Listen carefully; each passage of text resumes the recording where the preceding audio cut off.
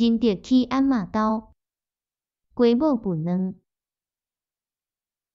过早起，阿嬷互仁德看鸡母在分卵，甲伊讲，着父烧烧，小心顾，拢毋通拍冷，别日就有鸡仔囝。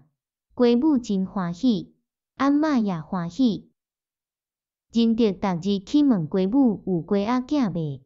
学听后因为真爱看。一摆去，看鸡母无伫咧，仁德就出声话讲：鸡母啊，紧来，你的卵未拍冷，紧来。鸡母有乞讨者无听见。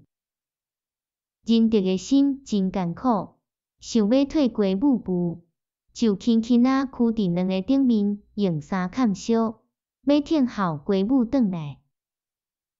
在囥的时，忽然有人来，大声问：你在做甚物？仁德惊一个，忽然坐一个伫鸡卵顶，鸡卵拢破了了。仁德的衫、裤、手拢有黄黄的鸡卵仁，真歹味。仁德大声吼讲：我在替鸡母分卵，伊毋卡紧来。我在替鸡母分卵，伊毋紧来。因兜的人拢出来看，拢爱笑。仁德若活人，人就走，讲毋通活我，你拢念念。阿嬷行洗衫桶，甲仁德脱衫裤，洗身躯，甲伊换穿去的衫，抱伊去困。到半暝，仁德困醒，大声吼，阿嬷紧走来看啥代。仁德讲：阿嬷啊，毋知鸡母有艰苦无？伊的卵拢无去。阿嬷讲：无要紧，你毋是歹意，毋免伤艰苦。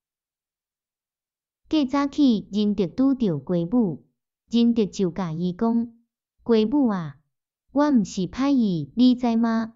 我直直叫你，你毋来，你毋通伤艰苦。鸡母出声讲：咕咕鸡，若亲像袂晓听。阿嬷去甲厝边讨鸡卵，互鸡母孵，过无偌久就有水水的鸡仔囝。仁德真欢喜，无人伫咧时就掠一只，下伫伊的地仔，拢无人知。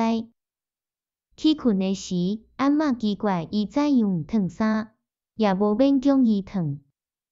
到半暝，鸡仔囝出来水水吼，阿嬷才知，真爱笑。